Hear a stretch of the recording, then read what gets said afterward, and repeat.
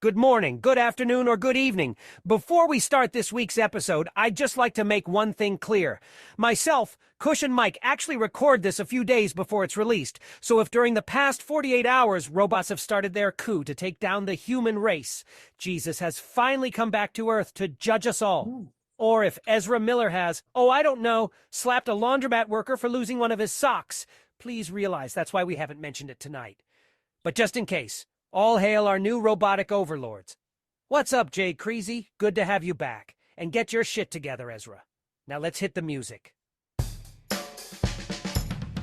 And now, coming to you live from the tri-state area and San Francisco, California, it's the best part of Wednesday, Waffle Box, with your hosts, Mike Fish and Kush Hayes.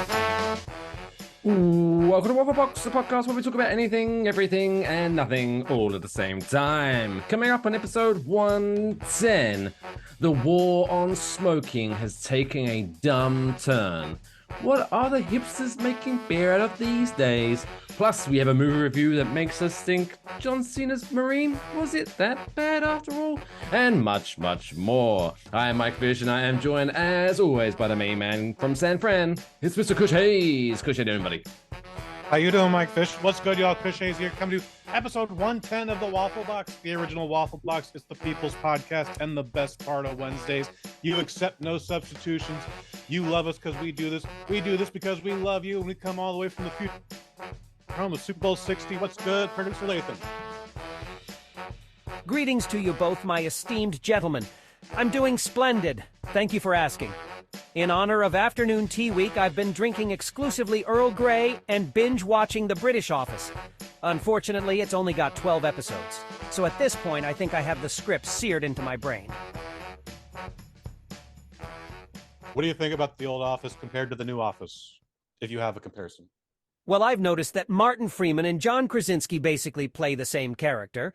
One went on to star in the Marvel Cinematic Universe, while the other wrote, directed, and starred in A Quiet Place. So I guess that's 1 point to the Brits. Huzzah! I'll take that. Yeah, Quiet Place. Yes. I mean, Martin Freeman was...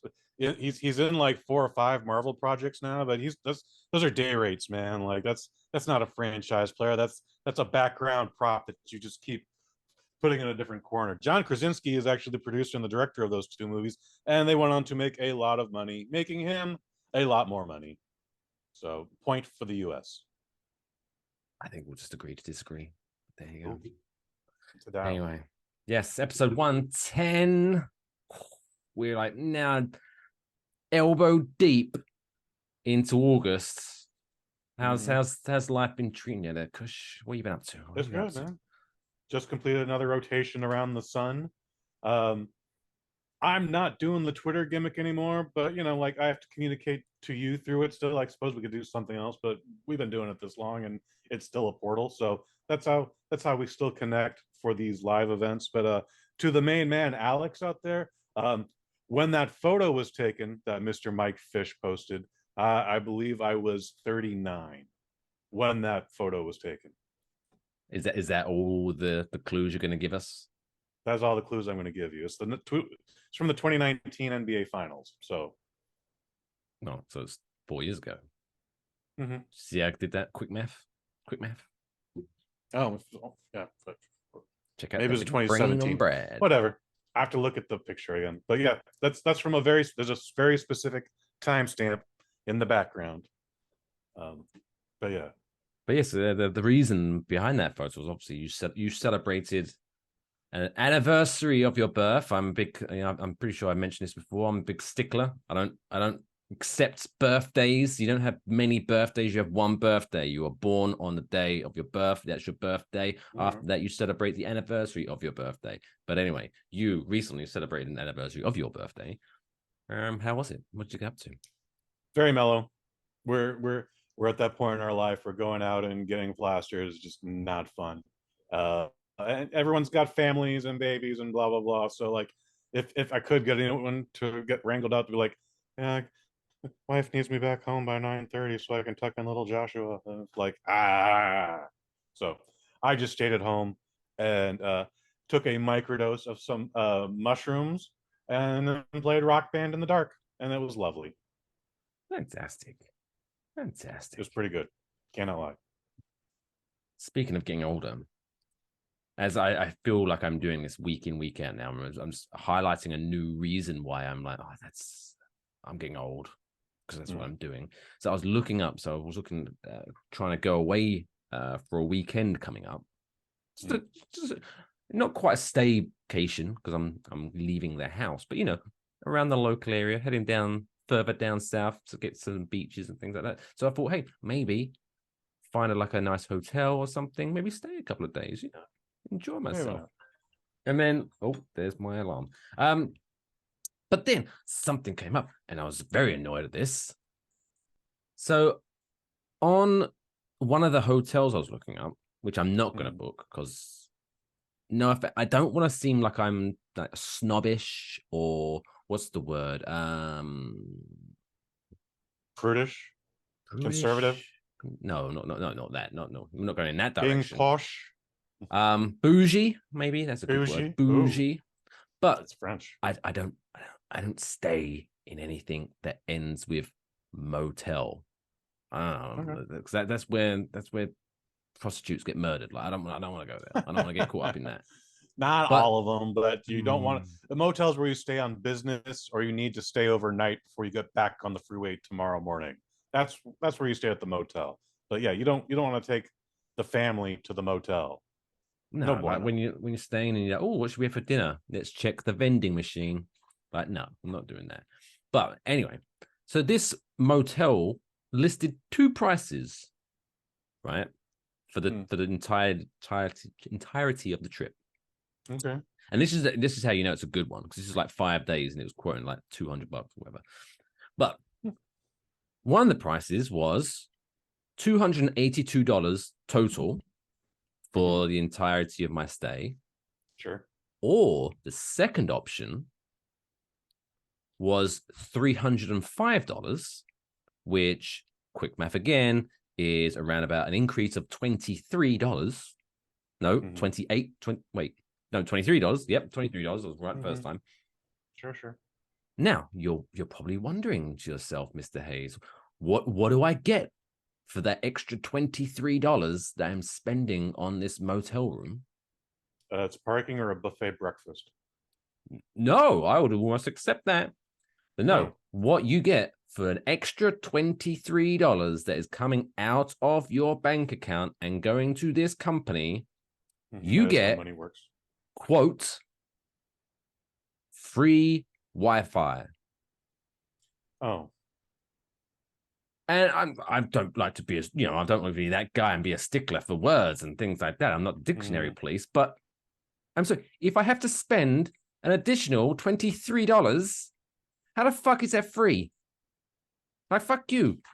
Because there's a daily rate for the Wi-Fi on a 24-hour basis. If it's not, it's still not free. It's bad wording. It's bad wording. They should say includes Wi-Fi. Otherwise, it's $4 a night. But, indeed. All right, Professor English. It's fine. It's fine. Is it though? Is it? Well, you're not staying there anyway, so it doesn't matter. Because that's definitely one of those places where you're going to catch something. Yeah. Even if it's just bed bugs. Well, they're no fun. Don't fuck with. They are not fun. Don't sleep on bed bugs, and you can use that in multiple ways. Mm-hmm. No bueno. No. But yeah, that's what I've been doing, and I feel bad that I'm British, and apparently I learned from producer Lathan that it's National Afternoon Tea Week. That seems excessive, because I've only been to afternoon tea once, and that's like when, I don't know if you've ever been to afternoon tea. That's when they give you copious amounts of tea, obviously, but then lots of like sandwiches and cakes and stuff like that. Okay, yeah, I've never done that gimmick. Why would you want to do that for a whole week? It's insanity. I mean, makes you feel fancy, especially when you hold your pinky up. I've drinking a lot of tea. I am not ashamed to be a tea guy. They make, I forget who makes it, but there's a fantastic French vanilla tea that comes in a little silk baggie, and you just feel like, ooh, dainty. Like, ooh, I could do this all day. And by the way, it's delicious. Like you don't even need to pour milk into it. It's fantastic. I'm a big fan. I've done the kitty cat cafe. I did that pre-pandemic, right before the world shut down. That was fun. You just drink tea and play with cats for an hour. Great first date. But that would be a good first date, unless, like me, the person you're with is allergic to cats. Well, you clear all that before you commit to the project, sir. But take a bunch of antihistamines, it's like crush them all up and snort them up, get them straight into the bloodstream, and good to go. Where are those cats? Surprise, baby! I'm gonna make you sneeze for an hour. No. You discuss all that, and if obviously she goes, "Oh, I'm allergic to cats," then you don't do that. Hey, baby, if you play your cards right, your eyes won't be the only thing bulging. Anyway. Damn. Yes. Yeah, that was. It's not the best. Yes. It's not the best. No, I'm proud of you, Mike. I'm proud of you. That was pretty good. Anyway, so that's that. That's the exciting lives. Oh, and also before we hit the top stories this week, I texted you, and I obviously made an announcement about it. Far too excited about this, but finally, someone who had crossed $1 billion. Oh, something different. Sorry. Although the lottery, the Mega Millions tomorrow night, 1.5 billion. Oh, so no one won that shit. Okay, it's coming to daddy over here. But no. Finally, whoever had this handle on Twitter/X finally let it expire. Because I guess after a while, if you don't use it, they take it back. So I was finally on Sunday able to get secure at Waffle Box, and I was just so happy with that. No longer Waffle Box Pod. It's just Waffle Box. It's nice and clean. It's clean.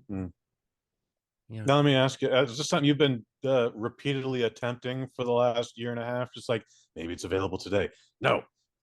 Maybe it's available today. Shit. Maybe it's available today. Excelsior! I mean, you're not too far off the truth, to be fair.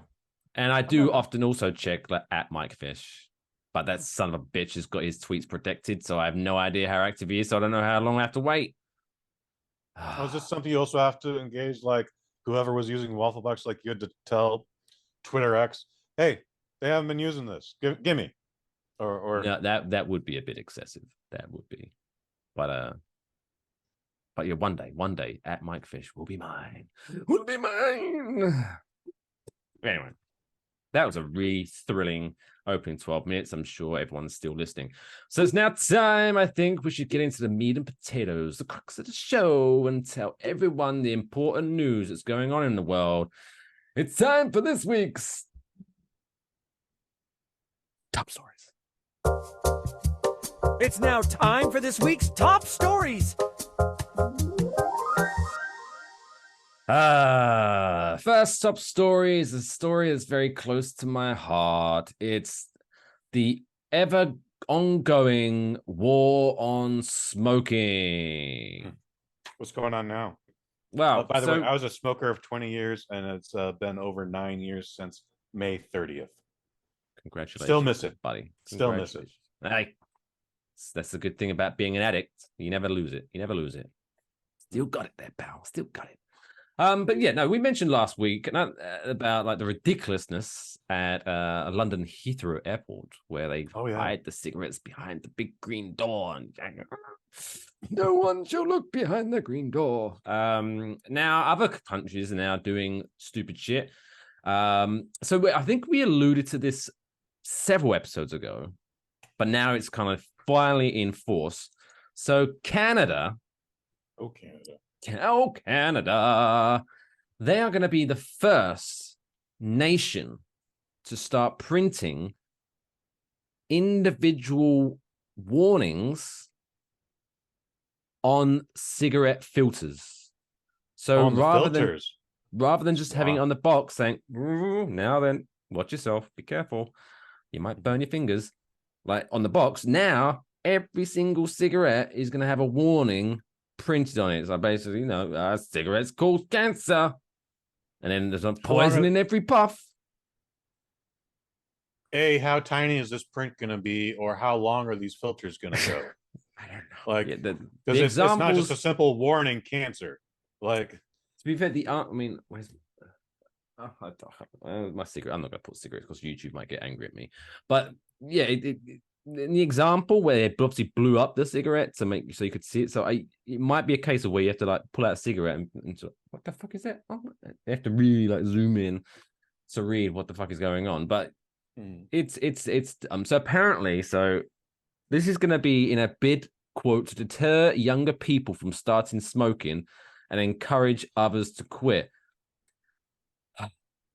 As we have previously mentioned to this podcast before, at this point, no one who smokes cigarettes is unaware that cigarettes are bad.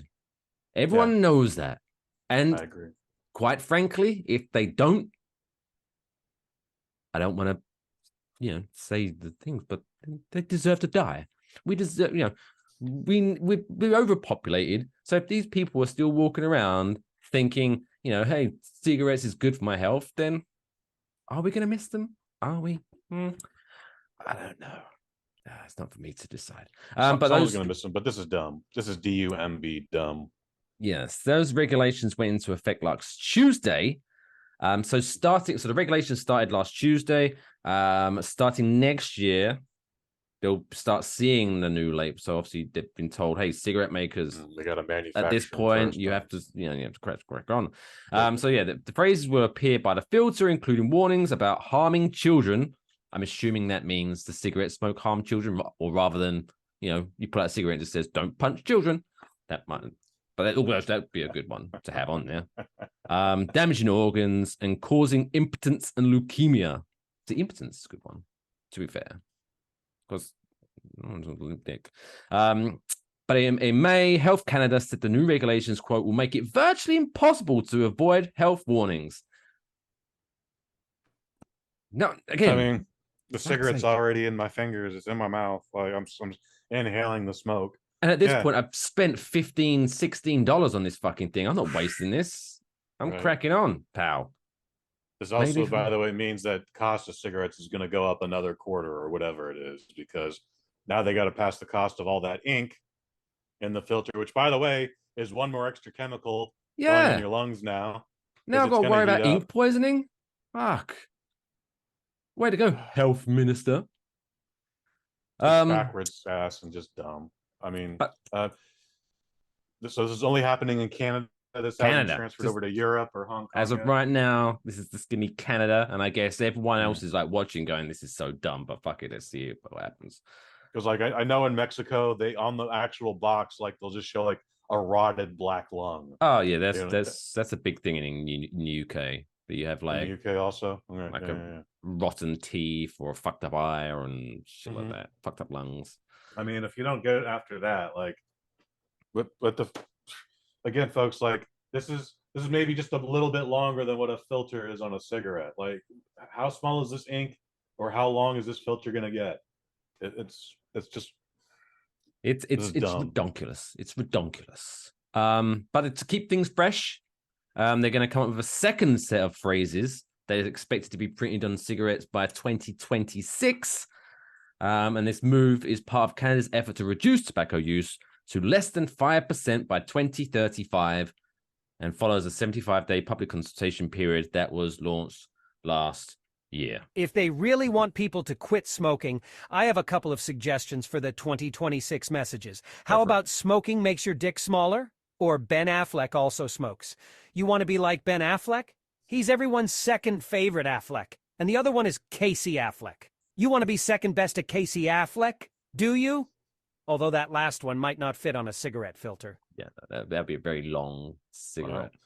Wow. Producer Lathan calling out Ben Affleck. That's crazy. Well, I don't know. To be fair, I don't know if he was calling out Ben Affleck more or Casey Affleck. He seemed to have an issue with both. There was no compliments handed towards the Affleck clan today by producer Lathan. That's for sure. What's the smoking laws like in New Jersey? Where I'm going with this is like California is pretty health conscious, so you can't smoke anywhere. In fact, you gotta like walk 25 feet away from doors and windows on the street. And I know in New York pre 9/11, I could smoke in a bar, but post 9/11, no mas. What was it like in Jersey? I don't think the correlation was that though. I don't think the Twin Towers went down and there was like, No, that's it. I'm just giving you No a smoking timestamp. inside. Oh, that was my. I went to New York once pre 9/11, and I went once to see New what you York mean. post 9/11. I thought you was insinuating there was a correlation between the two events, which would be No, madness. motherfucker. I'm just giving you a timestamp. So technically, yeah, most buildings have a big sign saying "Do not smoke within 20 feet of this entrance." But no fucking distance. As long as you're outside, go fuck yourself. I'm smoking, man. Okay, so Because people are pretty lax out there. Like people will literally walk out the door, like, "Excuse you, you gotta be 25 feet away from the door." I've had someone. I was in the boardwalk down the Jersey Shore, and I had a cigarette in my mouth, right? And I was like queuing up to get some refreshments. It's not even lit, is it? It wasn't even lit. And there was this woman behind me doing the obnoxious. Oh, fuck that. And I normally I'm a very passive guy because fuck I'm that. British. I like to be polite and I don't want to get in confrontations. But I literally at the but same man like, I haven't lit it yet. Relax. Like, cool your tits. Jesus Christ. Yeah, Or how should you respond to that? with that cough, good job you don't smoke. I smoke a pack a day and I don't sound that bad. You should check that chick out. But I did some research. You know how we like to get numbers deep, right? This is where I love that. Break it down. This is where horseshit is, right? This is the conspiracy. Because you know what? If cigarette smoking was so bad, it was so evil, then have the balls to make it illegal. But no, they won't do that. But why, Mike Fish? Oh, Fiji baby birds. So in USA alone, in 2022, I think it was 2022, there was $11.26 billion in tax just on cigarette sales alone, right? 11 point, which I went deeper. That was roughly 2.3% of all tax for the entire country. Wow. Which obviously seems like a small number, but that's a big, when you're talking about losing 11.26 billion, that's a big number. So they're just doing all this bullshit to fucking, to make it look like they're trying to do good, but they don't fucking want us to quit smoking. It's interesting because that number would be higher. Again, I can't speak for everywhere else, not even New York on this next stance, but the state of California has now made it illegal to sell cigarettes in anywhere that's a pharmacy. So like you can't go to Safeway or Lucky's or whatever you're like, you can't get cigarettes there. You can't get cigarettes at Walgreens, which by the way, buying my cigarettes at the Walgreens pharmacy was always a weird thing, but it was also just also there. But like they've made it really difficult. You have to go to a liquor store now. You have to go to the corner market. Anywhere that prescribes or distributes prescription medication, you can't get your cigarettes there anymore. You can't even get your nicotine gum. Because I'm like, let me kill two birds with one stone. I'll have a pack of 20 and some cough mixture. Thank you very much. Because I'll be needing this later, apparently. So yeah, that's the craziness in Canada. But wait, there's more. We now go to Hong Kong. What have Hong Kong got to do with smoking? What are they doing there? War so much in Hong Kong. They do love a cigarette in Hong Kong. Now, if you thought printing individual warnings on each cigarette was dumb, oh boy, strap yourself in, listeners. So, people in Hong Kong, the territory's health minister has advised that people in Hong Kong should stare at smokers disapprovingly as part of an effort to create a tobacco-free city. Oh, that's going to be creepy. Yeah. It's probably also going to work, by the way. Nice. It's not even shame. It's literally just like, Oh my god! Like someone's gonna take that stare a little too far, and someone's gonna get slugged.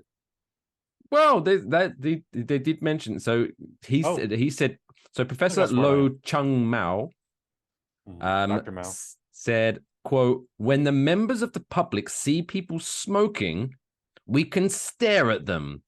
When someone takes out a cigarette, everyone in the premises or in your area can stare at that person. I do not believe that a person would dare to hit back at everyone as they are simply staring." What a Well, I didn't imply that the guy smoking was going to hit anybody, but the starers might amp things up a little bit. Also, very invasion of the body snatchers. This is going to be wild. If they do that whole bullshit, that's going to amp things up even more. But how that many would people make are now not smoking in Hong Kong because everyone smokes in Hong Kong? I mean, we'll Babies see. smoke in Hong Kong. We're eventually going to see it like like a division. There's going to be a line in the sand. On one side, there's going to be people puffing away. On the other side, is like people like stare harder, boy. Babies are born. The doctor smacks them on the butt and he throws a Pall Mall in their mouth and sparks it for them. That's how babies are born in Hong Kong. Apologies to the people of Hong Kong. We no disrespect. We're just talking shit and having fun. See, My former British cover brothers. myself there. Congratulations. But yeah, like just leave me alone. You've already kicked me out. I'm not allowed to do it inside anymore. It's raining. Oh well, sucks to be me. I'm standing outside in the rain, smoking my cigarette. Just let me live, or let me slowly kill myself in peace. Just I don't need your shit staring at me. But yeah, I not that I believe either one of these measures is really going to have a big impact. But as bizarre as I think Canada's got it right out of the two. Because I don't think anyone gives smoke. I don't give a fuck if you stare at me or you're right. You take a picture, it will last longer. Pow! I'll just blow it in your staring face. How'd you like them apples? There you go. I can definitely see this taking off in Southern California, honestly. Oh, that damn blue state, that damn liberal, they gonna stare at me while I'm smoking a cigarette. I mean, then you're gonna get assholes with the cell phones, like liberal area. Look who's smoking. Look who's smoking. This is supposed to be my cell phone taking a photo. Hey everyone, look, it's a smoker.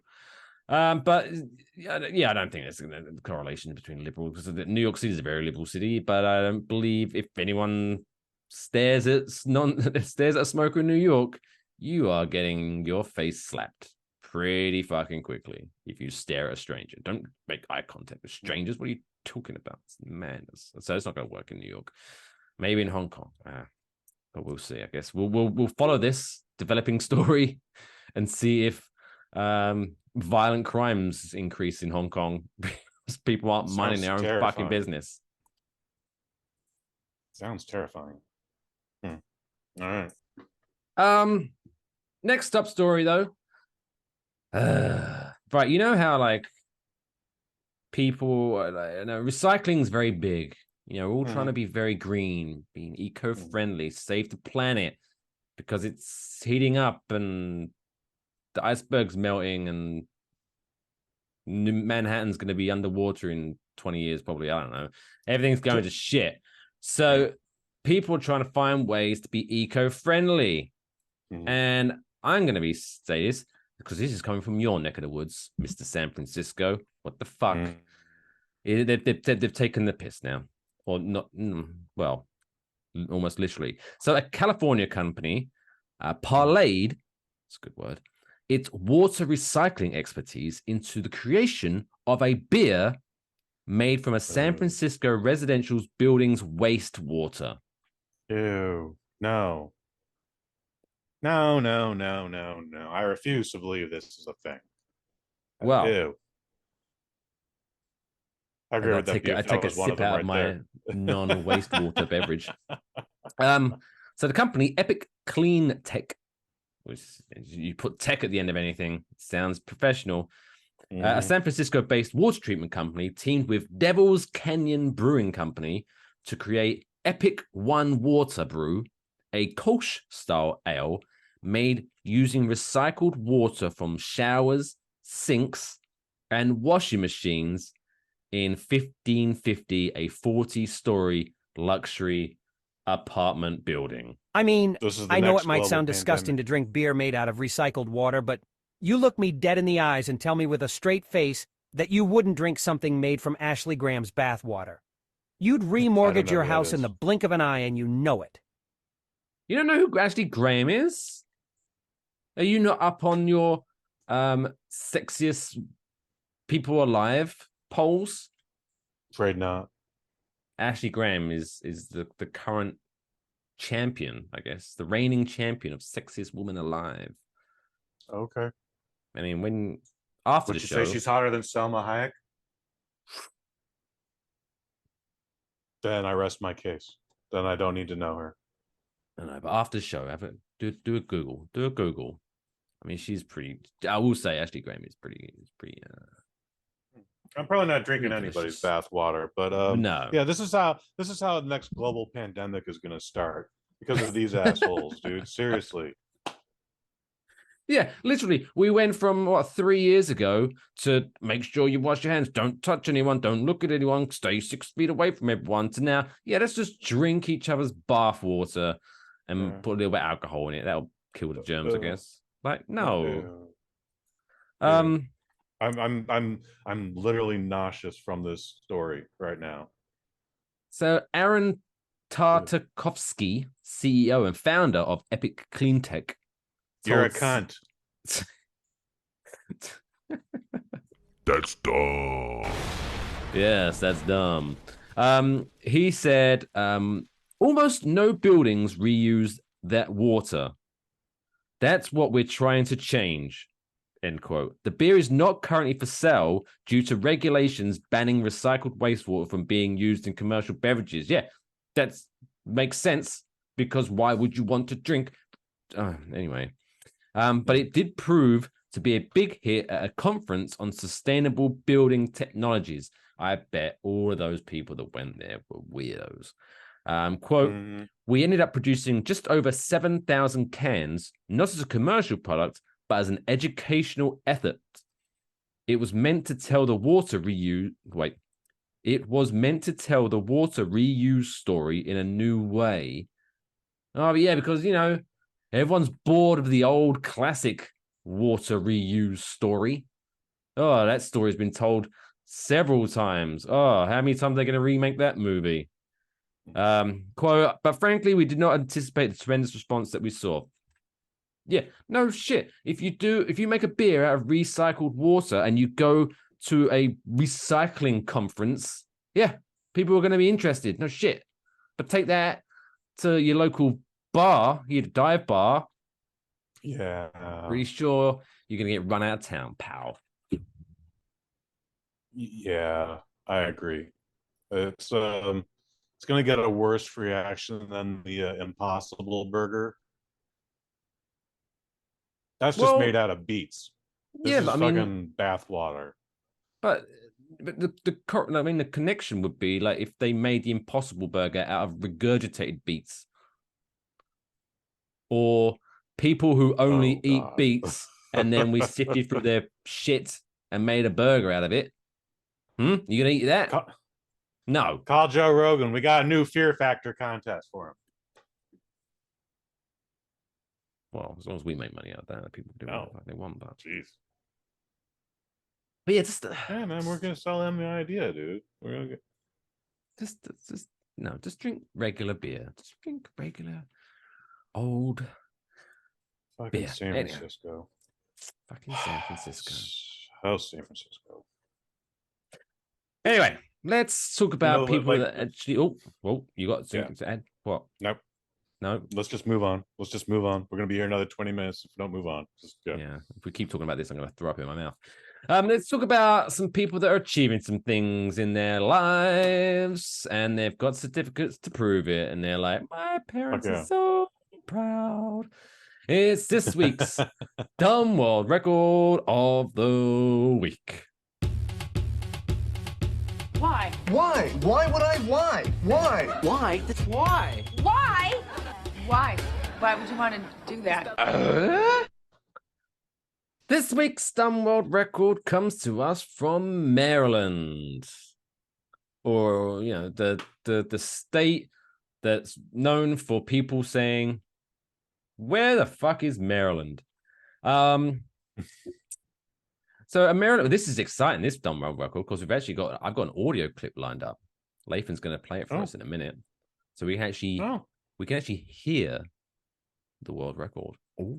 Very exciting. Well, I've been asking for this for 109 episodes. Yeah. So a Maryland woman, unusual talent. These stories always start with that. This unusual talent. Are they ever wrong though? It's unusual, but it is a talent. Yes, I guess. But it's earned her a Guinness World Record. Kimberly Cola Winter, because apparently she's a YouTube TikTok person, and Kimmy Cola is her nickname. It's actually a fresh name. So she uses her YouTube and TikTok. Like, you know what? I give TikTok a bad rep, right? Because I think, you know, these are just stupid videos of people doing stupid things. But this Kimmy Cola, she's trying to turn that franchise around. She's trying to bring dignity back to this app because she uses bring TikTok. back a W. Yeah, she uses TikTok to post videos of her burping. Yep. All right. I mean, sure. And I mean, so she I don't know why I thought it was going to be holds- like the world's biggest house of cards or anything, but all right. that would be cool. But she now holds the Guinness World Record for the female category Gassiest for bitch ever. loudest burp. Oh. Now, I'm I don't know not if I want to hear familiar. that. I'm not familiar with like, you know, because like with temperature, you know, like there's like 0 degrees Celsius and 100 degrees Celsius. I can work out, you know, oh, that's gonna be hot if you say, you know, blah blah blah. Where she broke the world, her burp was measured at 107 decibels. I'm gonna assume that's loud because it's a world record, but I don't. What is? I believe it's. Yeah, I can't. I was just at the ear doctor a few months ago, and I want to say we did like 5 decibel tests. Like that's supposed to be very, very low. Well, yeah, I guess that's the good. You need to see how low your hearing is, but medical. But Guinness World do we know Records- what this woman looks like? Like, I'm just asking. Like, is she a tall woman? Is she a short woman? Is she a skinny woman? Is she a fat woman? This I do believe this legitimately all like works into this world record. I mean, I saw a video of her, but then without knowing the heights of the other people that were in the room, I don't know. So, But like, did she look short? Did she look stocky? she looked stocky. I'm not going to describe a woman as stocky. That'll get me cancelled. That'll if we start disrespecting women, that could remove our like 1% of our audience. Since apparently women don't listen to our show. But 10 episodes now. I've also been calling men bitches too. So I mean, she's bigger than me, but that's not saying much because I'm like $1.25 soaking wet. You've never seen me in person either, so that's not a good measurement. Okay. Well, I'm just saying, like, you know, anyway, depending on how tall she is, I'd be more impressed. And depending how small or big she is, I'm just trying to put a mental picture here. So. But Guinness World Records required the belch to be measured in a soundproofed room, so she attempted the record live on the air during iHeartRadio's Elliot in the Morning show. Okay, that's a good place to do that. Yeah, and they would have all the instruments she would need, and it's a publicity stunt, so it only drove listeners to it. Very smart, Kimmy Cola. Mad respect. Did you want to hear it? Yes. Well, this is a little compilation of Kimmy Cola's work. So, Lathan, if you could line that up for me, ladies and gentlemen, Kimmy Cola.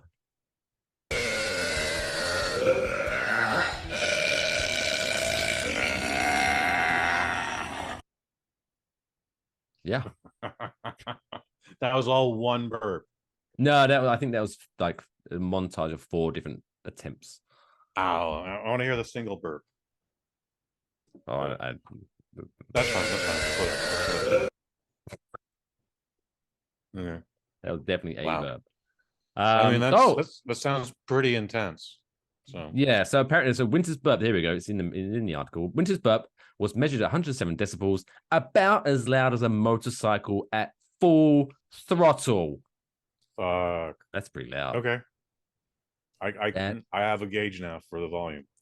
That is pretty loud. I'm willing to go out on a limb here and say that she's never had a second date in her life. Not necessarily. There's some dudes that would be super duper into that. Like, I'm kind of impressed. I don't know, but it Not depends. If gonna you're in a front. crowded Kind of impressed. restaurant, I don't think she's. I'm pretty sure she's in control. It feels like she's in control of the whole gimmick. So I'm sure if she needed to burp, she could very quietly. Oh, Kimberly, I have been enjoying our dinner. How did you enjoy your main course?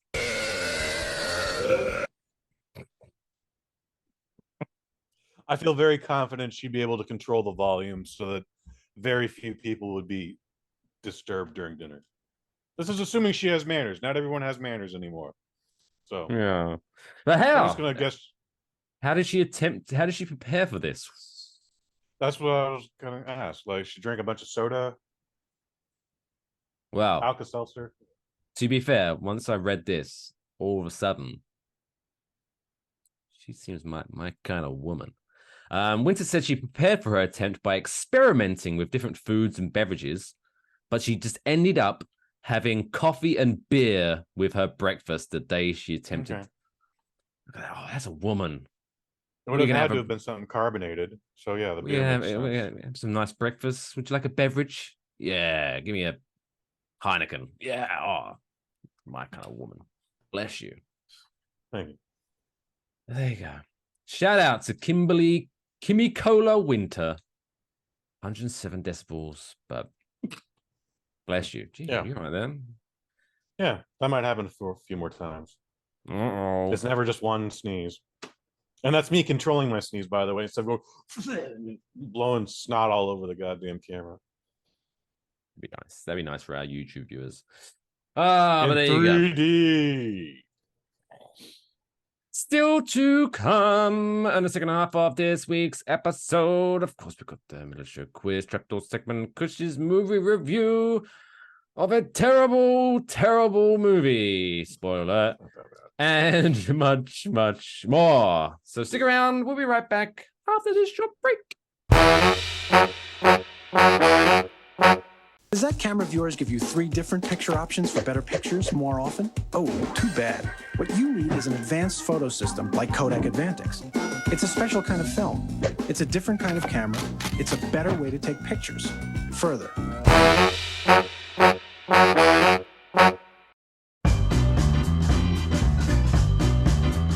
It's now time for the middle of the show quiz.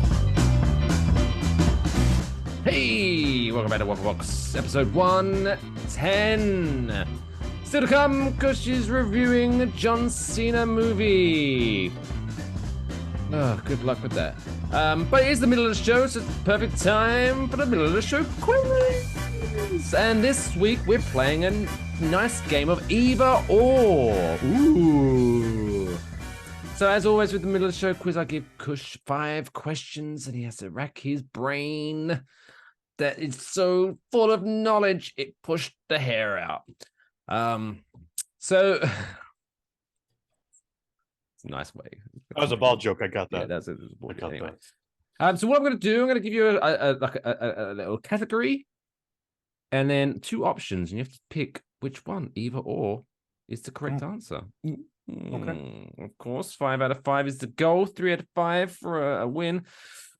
You're now you're backtracking. So I think have we got back-to-back losses, or I know you lost last week. You didn't.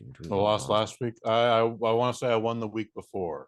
So there we go. I want to say I was coming off a pretty bad losing streak, then a 1-1, and then we lost again. That was pretty bad last week too. Like that was an ugly one. Trying to redeem honor of the Hayes family. So Kush, are you ready? I'm ready, sir. Let's get that tense music. So yeah, either or. So your first category is most Oscar nominations. So who, out of these two, has had the most Oscar nominations? Jack Nicholson or Denzel Washington? Who has had the most Oscar nominations? I believe Denzel. He's going with Denzel. Jack's been retired a few years now. Oh! Wow, really? Denzel Washington has been nominated for the Oscar 10 times. Jack Nicholson, 12 nominations. Really? Okay. Shout out to Jackie Nicholson. Right, you're already behind. Already on a bad run. Category number 2. Most number of fast food chains. Which of these companies has the most chains in America as of 2021 data? Is it Wendy's or Taco Bell? Are there more Wendy's or Taco Bells in these United States of the Americas? I'm surprised you didn't say Subway. Taco Bell? He's going with Taco Bell. Ooh, yeah, Wendy. There, as of 2021, there were 6,949 Wendy's. Taco Bell 7,791. That's a lot of tacos. I'm imagining they're doing those Taco Bell Pizza Hut combos. Are included in that. Ooh, that's a good shout. It's a good shout. All right. Category number 3. Which is? Since you love the baseball, which team has won the most World Series? Out of the San Francisco Giants or the LA Dodgers? The Giants. He says that pretty confidently. Correct them or no? It's lacquered on the wall of the arena. What? We have more than the Dodgers. We have more trophies in the entire league, the entire history of the league, including the New York franchise. Well, I don't know the history of the baseball, so I don't know whether this is. I just confirmed San it for Francisco. you. Don't worry. No, I'm just saying, because this says San Francisco Giants has 8, and the Dodgers have 7. Nice. No, they're on our. The Dodgers are good. Dodgers are good. The Brooklyn Dodgers, as we still like to call them. All right, category number 4. TV shows with the most episodes. Which TV show out of these two has produced the most episodes? General Hospital or Days of Our Lives? Oh, fascinating. They're both ABC shows. They've both been on for so fucking long. This answer used to be Guiding Light if we were talking about soap operas, but that's been down 15 years now also. I'm going to take a stab in the dark and say General Hospital. Oh, he has redeemed himself. As of whenever this was written, Days of Our Lives, this is on Wikipedia, so sometimes it's updated pretty quickly, or it might be like a couple of weeks behind, but still. Days of Our Lives, 14,430 episodes. General Hospital, 15,081 episodes. Good lord. I mean, that's a lot of TV. That's 5 days a week. That's 5 hours a week. And people are shocked that the storylines aren't that riveting. We've been regurgitating the same shit for years. I mean, you'd be surprised how quick you get hooked into one of those fucking storylines, though. Oh my God! Will he ever get out of the coma? He needs to know that his wife still loves him. Guiding Light once upon a time cloned a cast member who had been technically dead for 3 years. And as soon as my grandmother told me that, I literally sat down and I was hooked for like 6 months. Literally watched the clone grow up from a child to a teenager to an adult to an old lady, and then she died. And it was dramatic. And all sorts of ill shit happened in between. Fantastic. It was pretty fantastic. Well, I'll be honest, I'm kind of disappointed that this isn't a tiebreaker because this was the most fun question I've ever come up with, I think, for a middle of the show quiz. But fuck it. Number 5. Which US state has the most cows? Out of Kentucky or Kansas? Which state out of Kentucky or Kansas has the most cows within their borders? Feels like a trick question. I want to say Kansas, but watch this be Kentucky. However, I'm going to stick to my guns and say Kansas.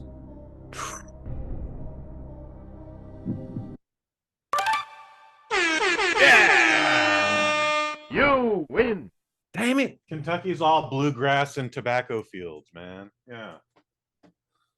966,000 cows are in Kentucky, apparently. Wow.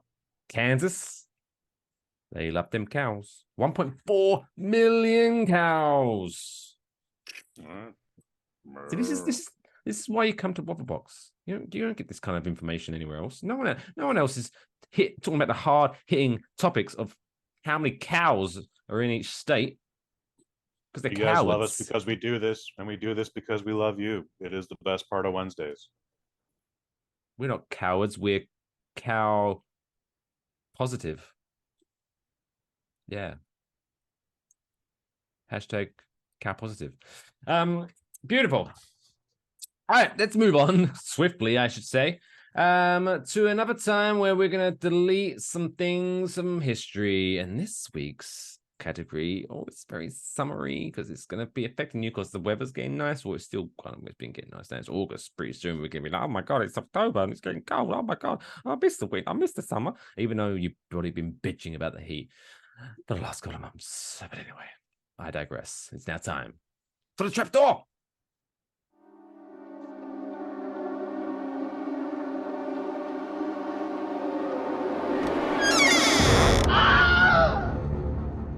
That ramble was less coherent than my intros. Yeah, I served to please, I guess.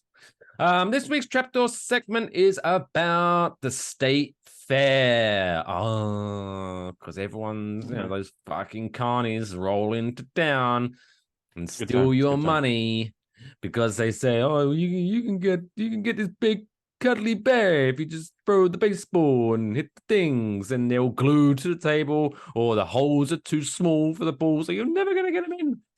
Scam. In a perfect world, you just put the money in the carney's hand and leave. But no, we got to make it fun. We got to make it fun. To be fair, yeah, you could like, well, hey, how much is it for 5 balls? And they go, I don't know. I haven't been to the fair for quite some time, and maybe let's just say they say $5. Just go. Here's 10. Give me the fucking bear. I don't know. That might work. I don't know how much bears cost in today's economy. Those bears, not a lot, to be honest. But they need to keep them because they probably smuggle drugs in them. That's a rumor I'm starting right now. But yeah, so what we're talking about is attractions at the fair.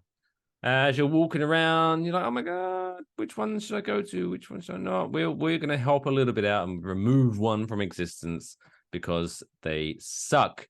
So Kush Hayes, I'm going to give you 4 fair attractions, and you have to tell me which one doesn't deserve to be on this planet anymore. Remember, show you're working. So the 4 attractions are numero uno, the bumper cars. Numero dos, the tilt-a-whirl. Numero tres, the haunted house. or numero 4. So I can't think of the Spanish for 4 off the top of my head.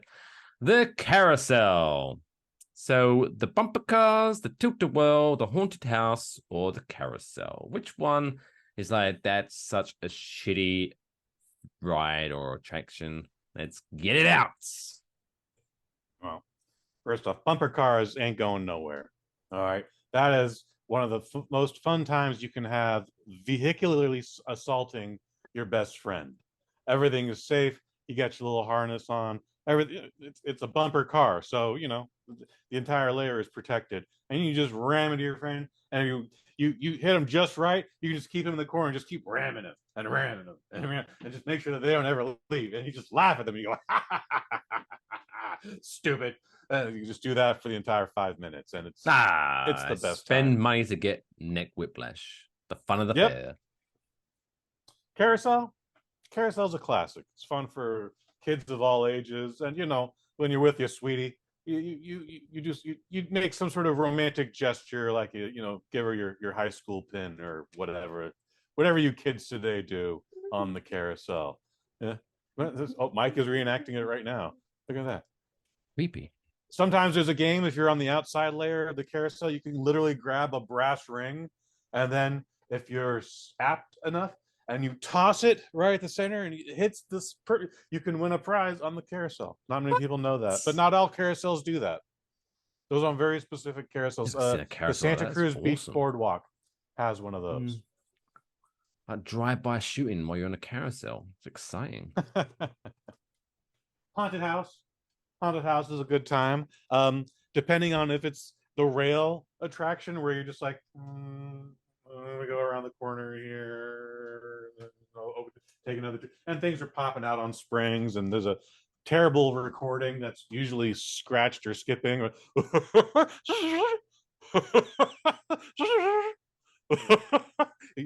It just loops like that forever, folks. If you're on that ride, it's a great excuse to play kissy face with your old lady. You know, maybe cop a feel. It's a good time. It's as most privacy you'll get in a vehicular contraption. The tilt-a-whirl, you got to go away from. Here's why. Some people just don't understand the power of the tilt-a-whirl. It's gravity, it's G-force. You know, you literally get stuck to that wall, but someone ate a corn dog that wasn't cooked properly. Someone maybe had too much Dr. Pepper or someone too much drank a beer made out of recycled bath water. Recycled bath water and can't handle the G-forces. Well, the next big gamble is who gets puked on. Could be the guy right next to the said puker. Could be the person directly across from the puker. Could be any 4 people southwest of the puker. You just don't know. And the tilt-a-whirl, for that reason, au revoir.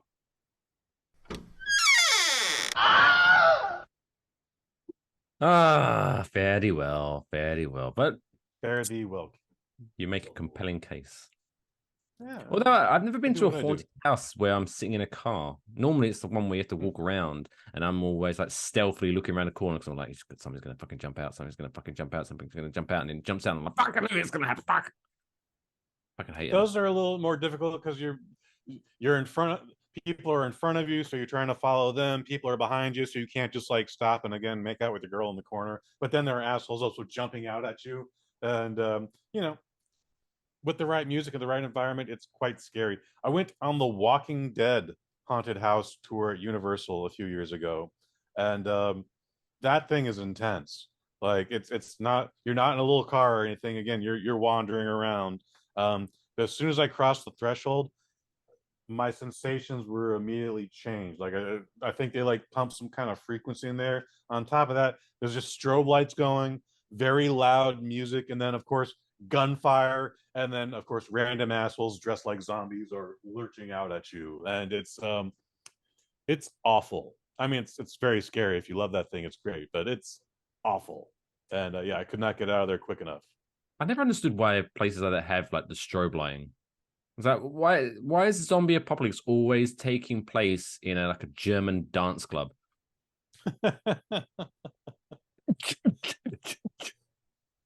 I mean, Oh no, strobe the lights can be zombies are scary, coming too. to eat my brains, but this is good shit, yeah. Bizarre. I mean, I remember watching several seasons of The Walking Dead. Never, not once did I ever see a strobe light. Mm-hmm. Well, this is different again. This is supposed to it's supposed to throw your senses off. It's supposed to, like I get blinded by a strobe light, and then a guy dressed like a zombie goes, ah. It's all part of the show and the effect. Don't worry. Don't worry. But anyway, Haunted House lives to see another day. Ah, So long, speaking of Tilt-A-Whirl. living another day and wasting a day of existence on this earth, there was a movie that was watched, and it's now time for Kush to review a movie in a segment that we like to call Kush's Movie Review.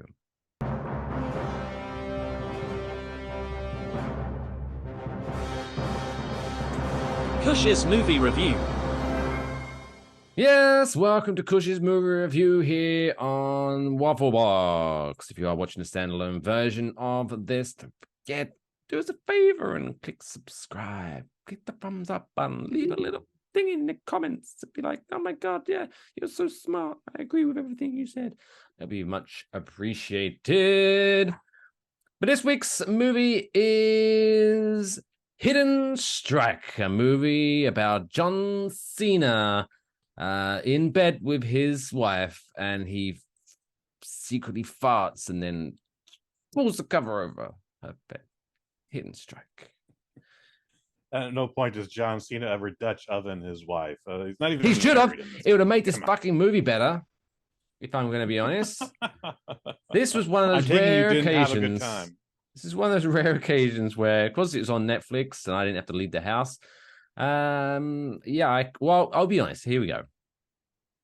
It's a good job that this segment's called Kush's Movie Review and not Mike's Movie Review, because then I didn't feel bad for tapping out after about 20 minutes and being like, fuck this. Wow. I cannot. What?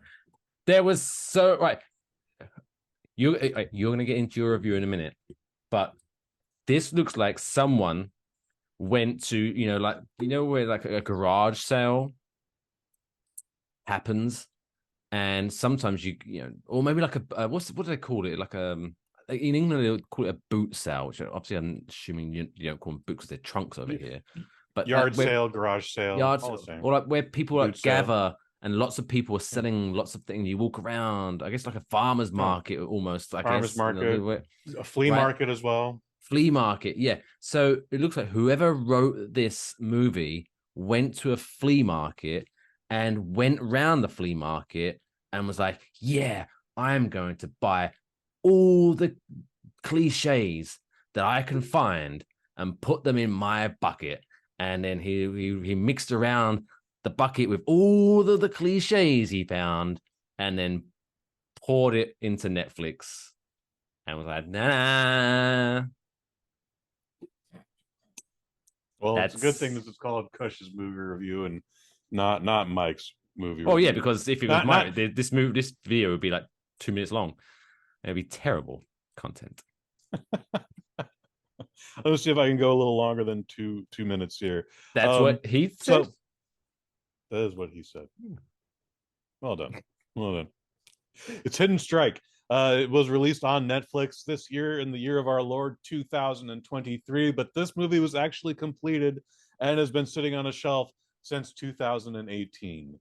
It Should have left it there. Should have left it there. Rude. For some reason, it is produced by 12 separate Chinese companies. Yeah, which right. seems That's to the be a thing. trend Sorry. in Chinese cinema. I was trying to watch this.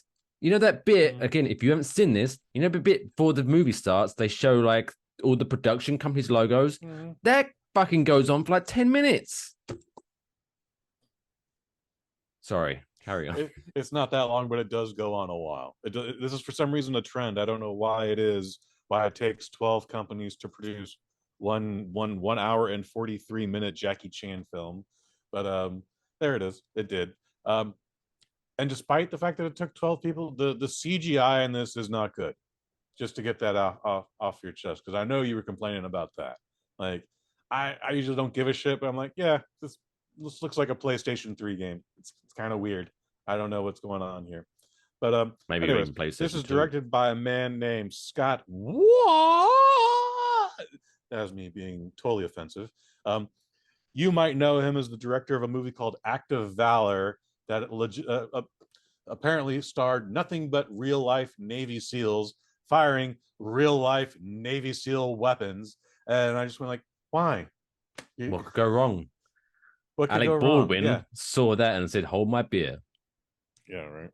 Well, they were firing off like things that like disable vans. They were firing off, boats and airplanes, and yet Alec Baldwin got the wrong pistol on the wrong day. Anyways, he's also the director of this summer's upcoming Expendables 4. I am not looking forward to that, but can't be worse than Expendables 3. That's all I'm going to say there. This movie is rated TV 14. It has never seen a theatrical release, so that's why we get the TV rating. And it is written by a man named Arash Amel, who hasn't written anything that you and I have heard of, but he's got a couple upcoming projects that are interesting and completely unrelated from an action genre. It's I have a feeling you and I will actually be covering a movie of his later in the late autumn. TBD.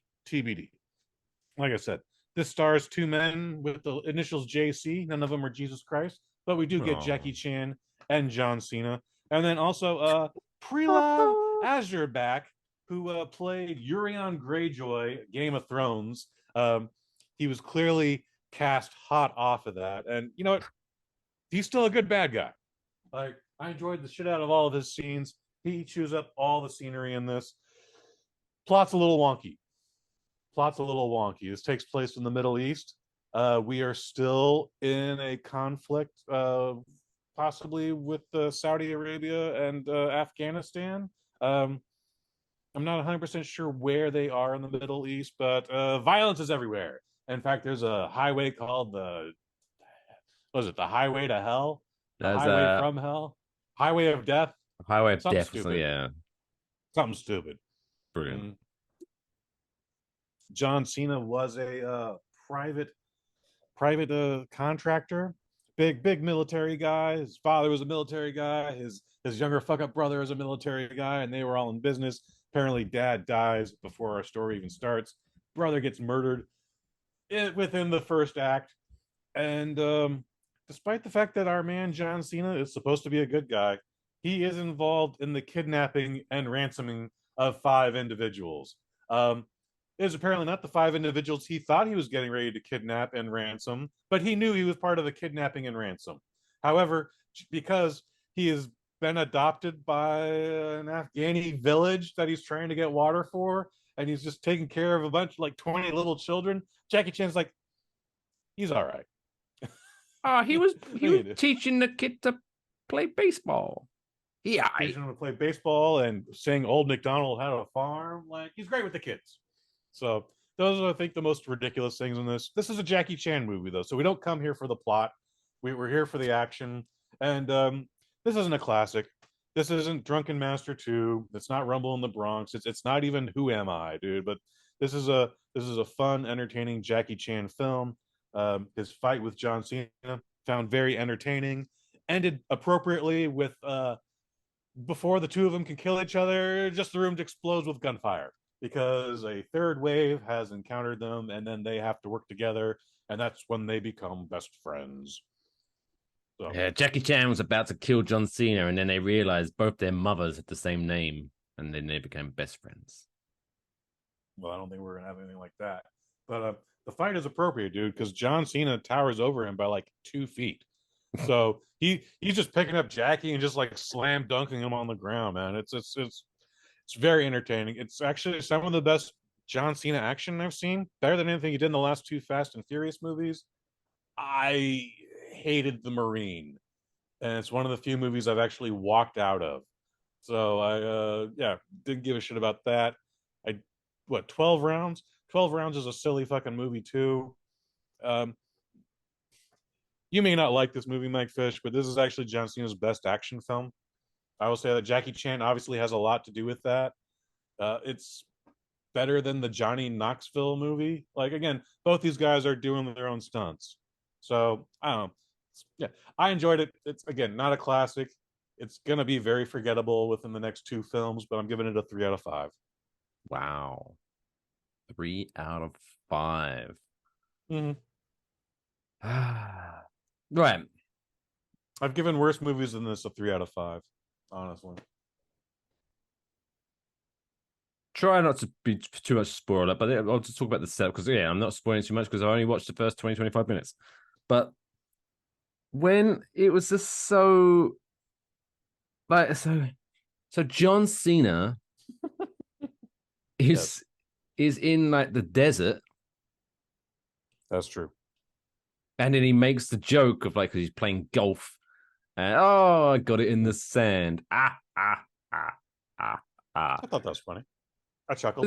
So then his brother shows up and I'm like, hey man, we got a job for you. We want to do his job. And John Cena's like, no, I don't want to do that job. I'm out of that business now. And then the guy's, I don't want to go kidnapping and ransoming with you dummies. It pays a lot of money. Doesn't this village that you live in need some money to fix it up? And John Cena says, no. And then literally 2 minutes later, John, we need lots of money to fix up this village. Oh no, where else am I gonna get this money? Who fucking saw that coming?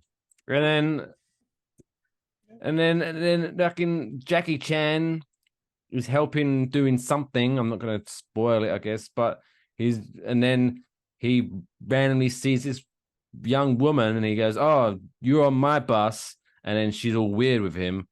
And I was like, literally, again, I'm not going to go over all of this, but it got to the point where I was literally like, oh, I bet this movie is so stupid, I bet that's his fucking daughter. And then 30 seconds later, she drops her diary and the half of the photo that Jackie Chan has the other half to falls out, and it's, oh, fuck you, movie. It was just so. And Jackie Chan is driving blatant. that bus and literally got tears streaming down. This is the most dramatic you've ever seen. I've never seen Jackie Chan cry in a movie before. Well, I've actually cried in Bleeding Steel, where he also has father-daughter issues. But what do I know? Before I did turn off said movie, I did appreciate. And this is for the people watching the video version, because I'm about to do some acting here with my face. But so the woman is basically, he's saying, oh, I'm here to help you. And she's like, oh, you want to help me now, motherfucker? Oh, you weren't there for mom. Blah, blah. And he was like, well, bitch, I was there for mom. Oh, it was your mom's fault, bitch. And then she was like, no, bitch, she was in hospital and you never visited her, bitch. And then he just kind of looks like, yeah, fair one. And he doesn't say anything else. Well, that is a word for word reenactment of the scene. Word for word. That happened. Yeah. So if you want to see Jackie Chan say bitch a lot, check this out.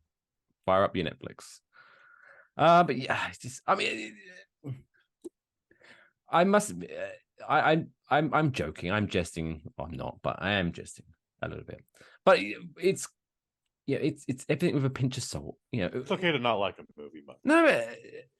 There was a movie that I was talking about the other time when it was like, what did you kind of expect? But it's like, if you're sitting down and you boot up Netflix and you see a straight to Netflix movie starring Jackie Chan and John Cena, are you expecting like, oh, this is gonna sweep at the Oscars? Like, no, you're expecting some dumb action movie, and I guess maybe I'll finish it one day.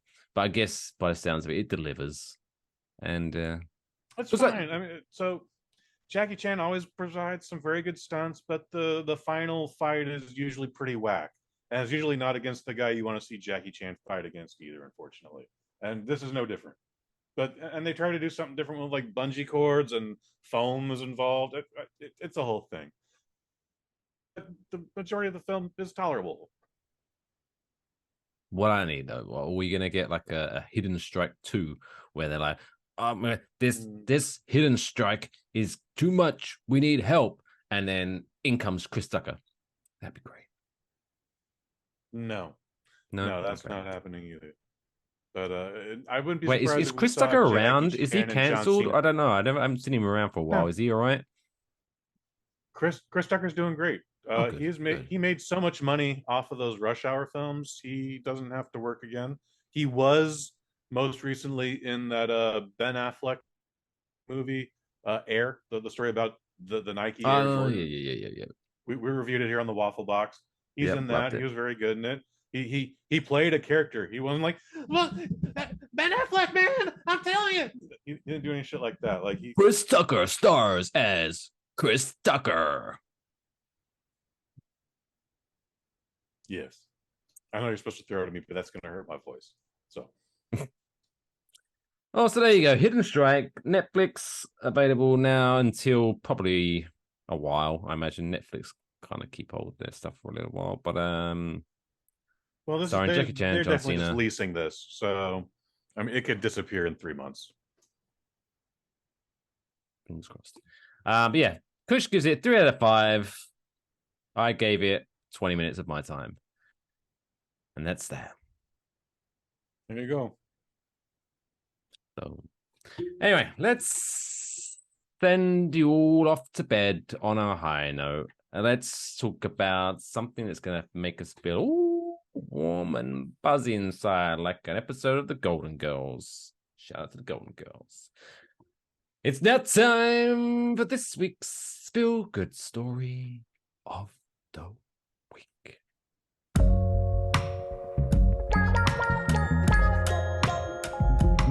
It's the coolest fucking story I've ever heard in my entire life. That's insane. Can I hear it again?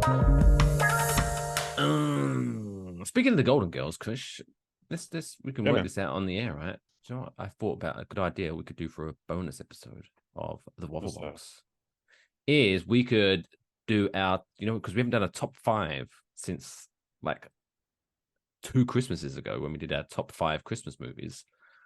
Okay. What if this, right? Here's a good idea. We Top 5 Golden Girls. There's only 4. no, but I was thinking top 5 TV show theme songs that you would be willing to sing at karaoke. Oh yeah, I can do that. That'd be fun. I could probably do that right now. Well, let's save it. Let's save it. Leave Okay. the audience wanting more. You know what I mean? You gotta get back here. Yeah, look out for that in the future. But yeah, this week's Feel Good Story comes to us from Kansas, the state that has 1.4 million cows, as we learned earlier. But a farmer in Kansas found a fitting way to surprise his wife on their golden anniversary. Lee Wilson planted 1.2 million sunflowers, Jesus, man. which is his wife Renee's favorite flower, across his 80-acre field in honor of their 50th anniversary. Wow. I wonder how he kept that hidden from her. Right? So yeah, Like, with help I'd from his... imagine she'd be at the property every day. I can't imagine you'd be like, don't look in the backyard. This sounds incredibly sweet and all, but surely she saw this coming way ahead Yeah. of their anniversary. Either that, or 1.2 million sunflowers suddenly popped up overnight like fucking ninjas. Right.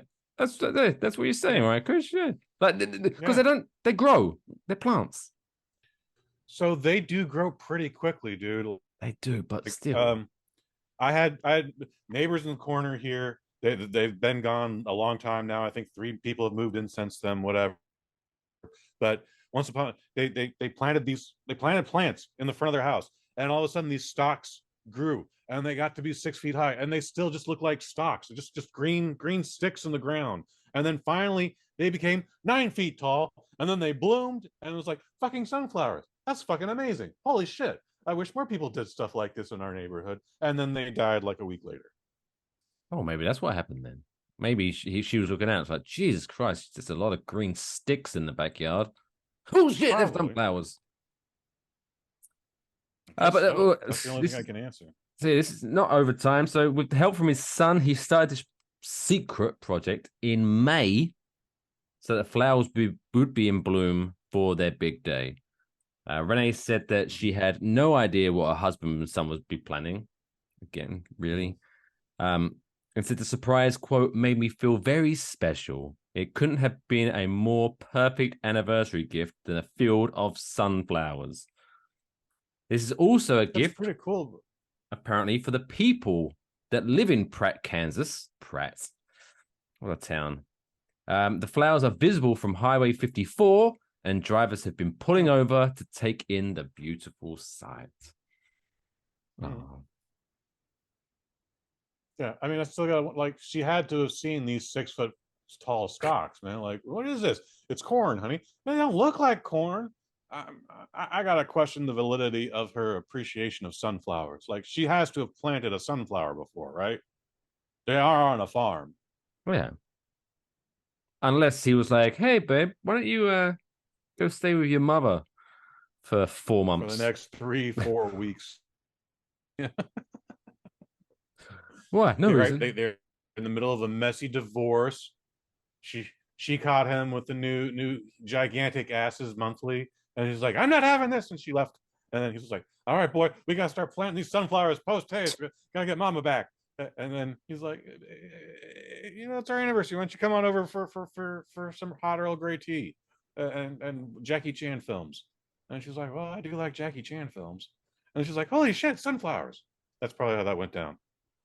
And that was a callback to everything. As they're smoking cigarettes. Yeah. And drinking beer recycled from urine. No, let's not ruin the mood. Man, come on. But there you go. Shout out to them. Farm. It's like, imagine that just casually. It's impressive. Yeah, 80 acres of land. Not me. It's not cheap land either. So he sacrificed a lot of it's stuff. In Kansas. No, it's about 80 acres is a lot in any state, Mike. Oh, and not just Kansas. I appreciate that. I'm just saying. It's like, I'm sure 80 acres in Kansas is cheaper than 80 acres in New York, which I don't even think there is 80 acres in New York. Just everyone. There are 80 acres. Just they're all occupied by gigantic megaloth towers. Anyways, we're getting off topic here. There you go. Congratulations. Very cool story. Lee and Renee for being married for 50 years and not kidding. Happy anniversary. Although I bet they tried. That wraps up another episode of Waffle Box. Don't forget, if you do want to stay tuned, make sure you go to enjoywafflebox.com for all the links that you can do there. You can follow us on Instagram and Facebook at WaffleboxPod, or you can follow us on Twitter at Wafflebox. Nice and clean. I've got the other podcast, so Carrot and Big Blue is back since football season is back. So if you want to listen to us, me and Alex Middleton, talk about West Ham and the New York Giants, go to cbbpod.com. Live every Tuesday at 6 p.m. Eastern, 5 o'clock Central. Kush, microdose, anything new? Follow me on Facebook at Cushford Hayes. Otherwise, no microdose this week, kids, but we're working on it. We got Redhead Days coming up at the end of the month, so we're gonna have a couple guests from that for sure. Fantastic. But yeah, so I'm at Only Mike Fish on all the social media platforms. Make sure you follow me. So it's a good night from me. It's a good night from Kush. It's a good night from Lathan. Say good night to everyone. Good night, everyone. And fellas, remember, you can blame Lee Wilson when your wife looks extra unimpressed this year when you show up with those gas station roses on your anniversary. Anyway, hunky-dory rest of your afternoon tea week. Tiddly pip and cheerio. Wonderful. But until next time, take care of yourselves and each other.